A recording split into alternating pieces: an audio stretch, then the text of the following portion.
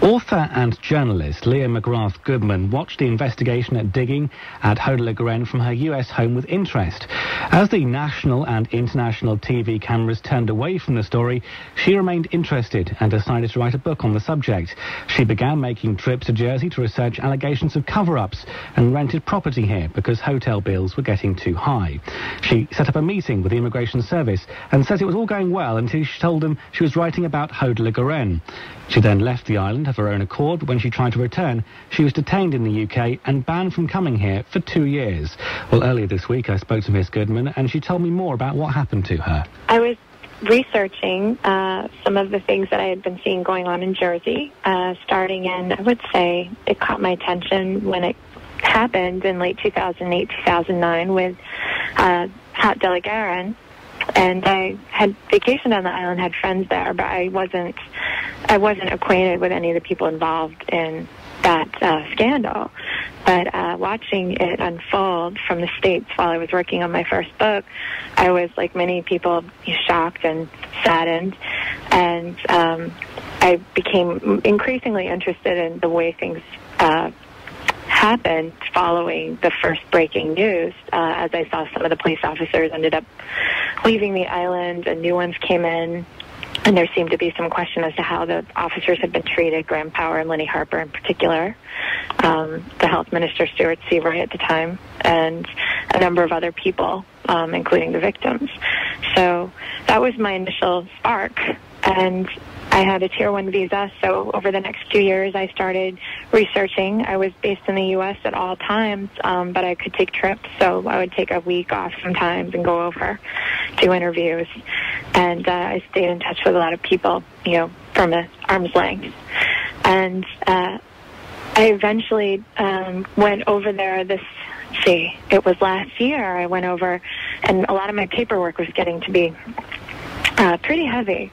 So I retained an office for non-domiciles, which is, effectively foreigners, at a flat for when I stayed because the hotel bills were getting pretty high. And what ended up happening was after I first met with the immigration officials in Jersey to make sure that my accommodations passed muster, since there are very strict rules on the island, they told me yes, they did. They wanted to know what I was researching, and that's when things went very pear-shaped. Once I was open, and I always was open, I just was honest and said I'm looking at Haut-de-la-Garenne and the events that followed. It seems that, there have been some deficits in the democracy in how things played out, and also maybe some legal questions, whether or not justice was really done. And there was a lot of evidence that seemed to not be particularly clear how it was handled, or really how whether or not some of it was compromised and lost in the process. But there were just many questions. A lot of them didn't have straightforward answers.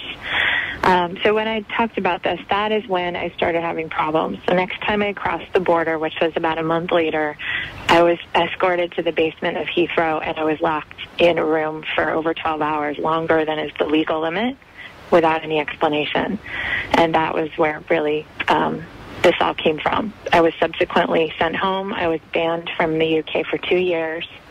A member of Parliament interceded, and the ban was reduced to 1 year.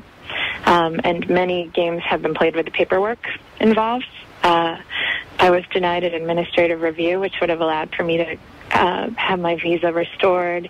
They said the reason why my administrative review was denied, which could have cleared my record, was because the letter carrier didn't bring the letter to the consulate in New York in time, even though the letter was postmarked for the proper date.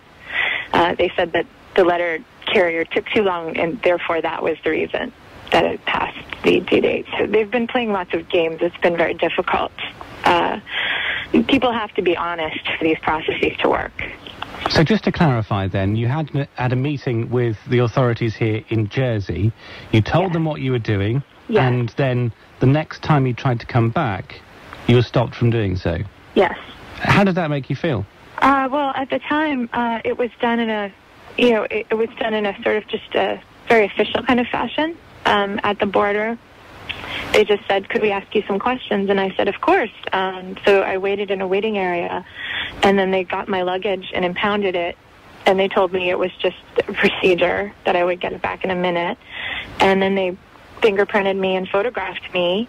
I asked them why, and they said, again, procedure. And at that point, I was just being cooperative and just, it's the border to a foreign country, and it's the privilege and right of the United Kingdom to admit people as it sees fit, and I respect that process. But I lived in the UK for several years and always had a really clean record, so it was kind of shocking to be treated this way. And then I waited to have questions, and instead they locked me in a room. They didn't ask me if this was all right. They just locked me up. And I asked them when they were going to ask questions, and they didn't. It took about 8 hours before they had anything to say to me, and they went through all of my luggage trying to find anything that they could. It felt like they were trying to reverse engineer something to incriminate me, as if, we don't have anything now, but we're going to try to find something.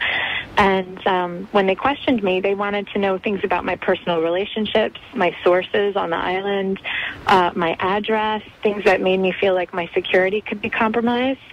And I was reluctant because they wouldn't give me a lawyer. I didn't have representation. They wouldn't let me call my consulate, which I found out later is illegal. It's a violation of human rights not to let someone have any sort of outside contact with the world and be locked up without an arrest warrant or anything.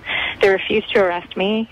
I said, could you just arrest me at least, or tell me why I'm being held? Are there grounds for this? And I never got any answers on that. Have you continued to write the book about Hoda Le Gueren? Yes, I've continued my research and writing. I haven't released any of that yet, other than what I have written on my website. I feel that there is a really strong case to be made that there were some people involved who were not looking to be honest about the situation.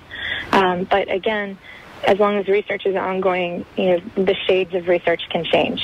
So my wish is to finish, to complete the research, so that all the information that can be had, and all the people who may need to speak on it have a chance to state their case, whether it's the government, whether it's, people in home affairs, and whether it's victims, that everyone can say what it is that is their truth.